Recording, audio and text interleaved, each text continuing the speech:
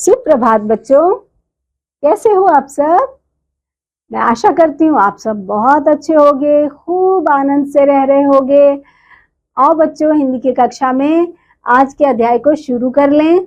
अध्याय संख्या है हमारा 3, जिसका की शीर्षक है मिट्टी के फूल। यहाँ पर देखते हैं बच्चों, कोई कहानी यहाँ पर हम पढ़ेंगे। राजीव अपनी नानी के घर गया। आप सब भी अपने नानी के घर जाते होगे ना बच्चों। वैसे ही राजीव अपनी नानी के घर गया। नानी का घर एक गांव में था। राजीव ने गांव में देखा मिट्टी के मकान, जहां पर किसी पर छप्पर और किसी पर खपड़ैल है। आप सब कभी गांव गए हो बच्चों? गए होगे। तो राजीव की नानी कहाँ रहती थी? एक गांव में। गांव बहुत अच्छे होते हैं, है ना। गांव में ही वो नानी से मिलने गया। उसकी नानी का गांव था, वहां पर वो गया। तो राजीव ने वहां पर क्या देखा बच्चों, कि वहां पर मिट्टी के मकान बने हुए थे और किसी किसी मकान पर छप्पर था, यानी कि फूस से बना हुआ था, और किसी किसी पर खपड़ैल था, यानी कि खपड़ा जो होता है ना, उसको लगाकर ऊपर उसको मतलब छत उसकी तैयार की जाती है, तो उसको खपड़ैल का घर कहा जाता है बच्चों। छप्पर पर लौकी की लताएं फैल रही थी, और उनके ऊपर क्या करते हैं ना बच्चों, जो लौकी होती है ना, जो सब्जी जिसकी बनती है, उसकी लताओं को चढ़ा दिया जाता है ऊपर, और वो उस खपड़ैल पे या उन छप्परों पर फैली होती हैं वो लताएं, और उसमें लौकी लगी होती है, तो वो भी हमें दिखाई देती हैं। ठीक है बच्चों। हर मकान के सामने नीम के छायादार वृक्ष खड़े हैं। हर मकान के सामने नीम के छायादार वृक्ष, नीम का वृक्ष होता है ना बच्चों, वो गांव में उसको बहुत नजर आया। गांव के बाहर धान के हरे भरे खेत लहरा रहे थे, और गांव के बाहर उसे क्या दिखाई दिए थे बच्चों?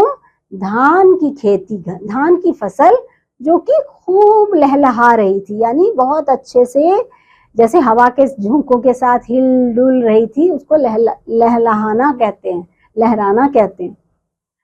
ताल तलैयों में स्वच्छ पानी भरा है। तालाब जो होते हैं ना बच्चों, गांव में ताल तलैया बोलते हैं, तालाब होते हैं छोटे छोटे, उसमें खूब सारे मतलब उसने देखा कि स्वच्छ पानी भरा हुआ है। उसमें तैरती मछलियां भी साफ दिखाई देती हैं, क्योंकि पानी साफ था बच्चों। वहां पे गांव में इतना प्रदूषण नहीं था, तो उसमें उसे मछलियां भी जो तैर रही थी वो भी साफ साफ नजर आ रही थी। दिवाली आने वाली है, खूब साफ सफाई हो रही है। दिवाली आने वाली थी बच्चों, जब वो गया था गांव, तो वहां पर भी खूब साफ सफाई हो रही थी। सुनहरी धूप और मंद मंद हवा गांव को सुहाना बना रही। धीरे धीरे मंद मंद हवा चल रही थी, और उसके साथ साथ खूब सुनहरी धूप खिली हुई थी, जो वहां का मौसम बहुत सुहाना बना रही थी। कितना अच्छा है यहाँ का सब कुछ, राजीव ने गांव देखकर कहा। राजीव को वहां पर बहुत अच्छा लगा बच्चों, और उसने कहा यहाँ पर सब कुछ कितना अच्छा है। गांव घूमते हुए राजीव एक कुम्हार के यहाँ पहुंचा। उसकी आंखें चकाचौंध हो गईं। जब वहां पर गांव में चलते चलते वो एक गांव में कुम्हार के यहाँ, जो कुम्हार होते हैं ना बच्चों, वो मिट्टी के घड़े और बहुत सारे बर्तन, जो सुराही होती है वो, और बहुत सारे बर्तन वो बनाते हैं। तो कुम्हार के यहाँ पहुंचा तो उसकी आंखें चकाचौंध हो गई, यानी उसकी आंखों में बहुत चमक आ गई। उसने वहां क्या देखा बच्चों? उसने देखा रंग बिरंगे मिट्टी के खिलौने बन रहे हैं। कुम्हार चाक चला रहा है, और जो कुम्हार होते हैं ना बच्चों, वो मिट्टी के खिलौने भी बनाते हैं। तो उसने, राजीव ने देखा कि यहाँ पे कुम्हार जो है वो ऐसे, इसको चाक बोलते हैं, वो चाक चला रहा है, और उससे वो छोटे छोटे या बड़े बड़े भी मिट्टी के बच्चों के लिए खिलौने बना रहा है। तो उसको बहुत खुशी से उसकी आंखें चमक गई। उसकी पत्नी, यानी कुम्हार की जो पत्नी है, वो मिट्टी गूंथ रही थी। ये देखो, ऐसे करके मिट्टी को गूंथ रही थी, और बालक खिलौनों में लाल, पीले, नीले और हरे रंग भर रहे हैं। जो उसके बालक थे कुम्हार के बच्चों, वो क्या कर रहे थे? खिलौनों में रंग भर रहे थे, तरह तरह के रंग उसमें भर रहे थे खिलौनों में, क्योंकि खिलौने जो होते हैं ना बच्चों, वो तो रंग बिरंगे ही होते हैं ना। रंग भरने के बाद मिट्टी के फल और फूल बिल्कुल असली लग रहे थे। उसने देखा राजीव ने कि रंग जब उसमें भर दिए गए, ये देखो छोटे छोटे जो बनाए हैं, उसमें जब रंग भरने के बाद मिट्टी के फल और फूल बिल्कुल असली से लग रहे हैं। चाक के आसपास घड़े, सुराहियां, दिए और दियालियों की पंक्तियां लगी हैं। हाथी घोड़े तो थे ही, राम और हनुमान भी रंग भरकर सजाए जा रहे थे। राजीव ने क्या क्या देखा बच्चों वहां पर? उसने देखा कि बड़े बड़े घड़े, सुराहियां और दिए जो होते हैं वो दियों की पंक्तियां वहां पर सजा के रखी हुई थी। और हाथी घोड़े तो बहुत से बनाए ही थे, और साथ साथ राम जी, हनुमान जी, इनमें भी रंग भरकर वहां पर सजाए जा रहे थे। राजीव को यह सब एक जादू जैसा दिखाई दे रहा था। देखते देखते बच्चों क्या हुआ, देखते देखते दिन ढल गया, यानी कि शाम हो गई। अब वहां पर वो ये सब जो देख रहा था ना राजीव, तो उसको सब कुछ ऐसा लग रहा था यहाँ पे तो कोई जादू चल रहा है, और उसको बहुत अच्छा लग रहा था उनको बनते हुए देखकर। लेकिन साथ ही साथ उसने क्या देखा, उसने देखा कि अरे अब तो शाम हो गई, दिन ढल गया, सूरज छिपने लगा। उसी समय गांव के बाहर घंटियों की गूंज सुनाई दी। जैसे गांव के बाहर से ना घंटियों की टन टन आवाज गूंजती सुनाई दी। राजीव ने कुम्हार से पूछा, दादा गांव के बाहर यह आवाज कैसी? उधर धूल भी बहुत उड़ रही है। उसने बोला कि कुम्हार से पूछा कि दादा यह घंटियों की आवाज कहाँ से आ रही है बाहर से, और उस तरफ से बहुत सारी धूल भी उड़ रही है, ये क्या है? उसने पूछा कि ये कहाँ से आवाज आ रही है, उधर धूल भी उड़ रही है। तब उसे कुम्हार ने बताया बच्चों कि बेटा यह गोधूली का समय है, गायें वन से घर लौट रही है। उसने बताया कुम्हार ने बच्चों कि बेटा ये गोधूली का समय है, यानी शाम होने के बाद जो गाय बाहर जाती हैं चरने के लिए, वो सब शाम होते ही घर को वापस आती हैं, तो उसको क्या बोलते हैं बच्चों? गोधूली का समय कहा जाता है। और इसीलिए जब वो आ रही होती हैं तो वहां धूल भी उड़ती है। गांव वन से घर को लौट रही हैं। सूरज छिप गया, दिन भर गांव में चमकने वाली सुनहरी धूप भी चली गई। राजीव ने देखा कि अब धूप भी चली गई जो दिन भर चमक रही थी, और सूरज भी छिप गया, यानी शाम हो गई। मंदिर से शंख और घंटियों की आवाज गूंजने लगी। जो आसपास मंदिर थे उनमें से शंख और घंटियों की आवाज गूंजने लगी। और बच्चों घरों के बाहर मिट्टी के दिए टिमटिमाने लगे। राजीव लौटकर घर आया। उसने देखा कि सबके घरों के आगे मिट्टी के जो दिए होते हैं वो जलाकर लोग लगा देते हैं बाहर, तो वो टिमटिमाने लगे, यानी जलते हुए उसको नजर आने लगे। राजीव भी अपने घर लौट आया। नानी ने उससे देखकर पूछा, गांव देखकर तुम आ गए बेटा? नानी ने पूछा कि राजीव बेटा तुम गांव देखकर आ गए? हाथ मुंह धोकर कपड़े बदल लो, मैं मंदिर से लौटकर अभी आती हूँ। नानी ने उसको बोला कि राजीव तुम हाथ मुंह धोकर कपड़े बदल लो, मैं अभी मंदिर जाकर लौटकर आती हूँ। राजीव ने कहा, नानी जी मैं भी आपके साथ मंदिर चलूंगा। नानी ने कहा, अच्छा जल्दी तैयार हो जाओ।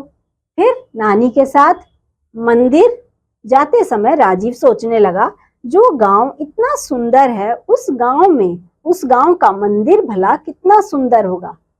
राजीव ऐसे सोचने लगा जब उसने पूछा नानी को कि मैं भी आपके साथ मंदिर चलूं, तो नानी ने बोला कि ठीक है जल्दी से तैयार हो जाओ और चलो मेरे साथ मंदिर। तो मन में उसने सोचा कि जो गांव इतना सुंदर है उसका मंदिर तो और भी सुंदर होगा।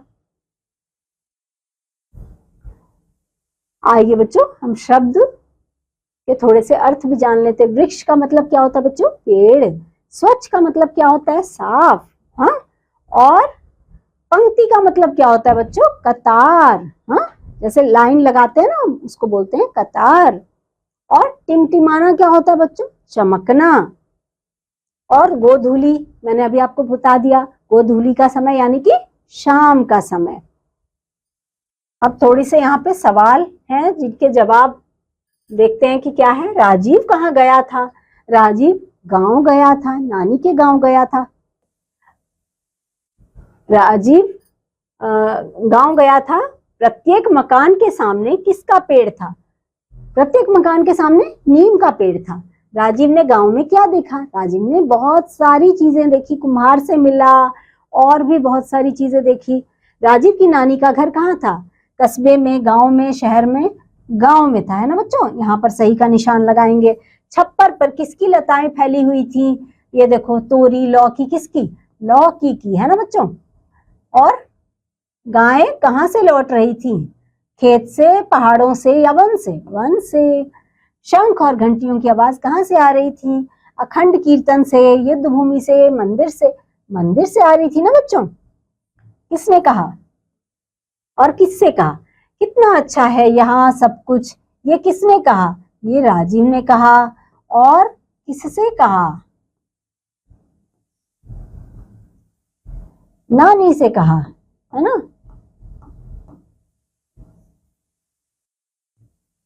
दादा, गांव के बाहर यह आवाज कैसी? उधर धूल भी बहुत उड़ रही है। ये किसने कहा? ये भी राजीव ने कहा। और किससे कहा? कुम्हार से कहा, है ना बच्चों। कुम्हार से कहा। इसी प्रकार से आप और भी जितने भी जवाब है बच्चों वो आप लिखते जाना। निम्नलिखित प्रश्नों के उत्तर लिखिए। कुम्हार का बालक क्या काम करता है? कुम्हार का बालक रंग भरने का, खिलौनों में रंग भरने का काम करता है।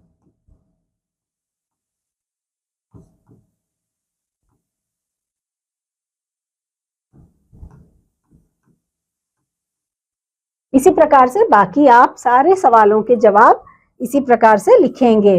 अब कहानी में बहुत से नाम वाले शब्द हैं, उनको क्या कहते हैं बच्चों? संज्ञा कहते हैं। तो संज्ञा को आप चुनकर व्यक्तियों के नाम यहाँ पर लिखोगे। जैसे राजीव, हाँ, राजीव एक नाम है तो ये संज्ञा है, ऐसे लिखोगे। स्थानों के नाम यहाँ पर आप लिख सकते हो। जैसे वो कहाँ गया था? गांव गया था, तो गांव लिख दोगे, गांव। वस्तुओं के नाम यानी कि जैसे खिलौने,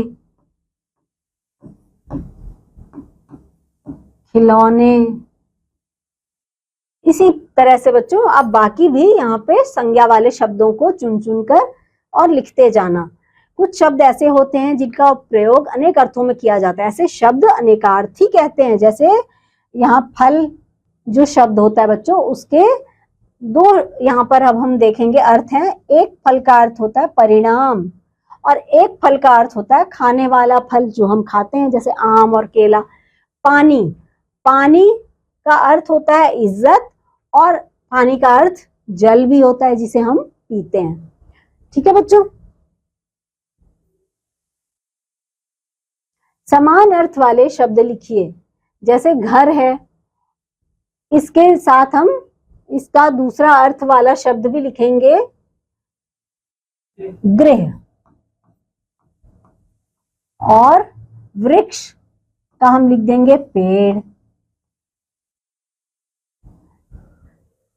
ऐसे ही पत्नी का भी लिख देंगे, ऐसे ही वन का भी लिख देंगे, और गांव का लिख देंगे, शाम का लिख देंगे, है ना। और इसी तरह से आप बाकी का लिख देना बच्चों। पढ़िए और समझिए। माता का घर, पिता का घर। पिता का घर में कौन कौन रहता है? दादा, दादी, ताऊ, ताई। हाँ, माता के घर में क्या कौन कौन मिलता है आपको? नाना, नानी, मामा, मामी वगैरह वगैरह बच्चों। तो आप इसे समझ लेना। राजीव ने गांव में जो देखा उसकी सूची नीचे दी गई है। इनमें से ऐसे नाम भी हैं जिन्हें राजीव ने गांव में नहीं देखा। जो देखा उसे एक तरफ, जो नहीं देखा उसे दूसरी तरफ लिखिए। तो यहाँ पर आप जो देखा था, उसने उगता हुआ सूरज देखा था, छिपता हुआ सूरज भी देखा था, हरे भरे खेत भी देखे थे, खेल का मैदान उसने नहीं देखा था, तो वो आप यहाँ पे लिखोगे। और जो रेलवे स्टेशन उसने नहीं देखा तो वो आप यहाँ देखोगे। और उगता हुआ सूरज यहाँ पे जो देखा था वो यहाँ लिखोगे, उगता हुआ सूरज।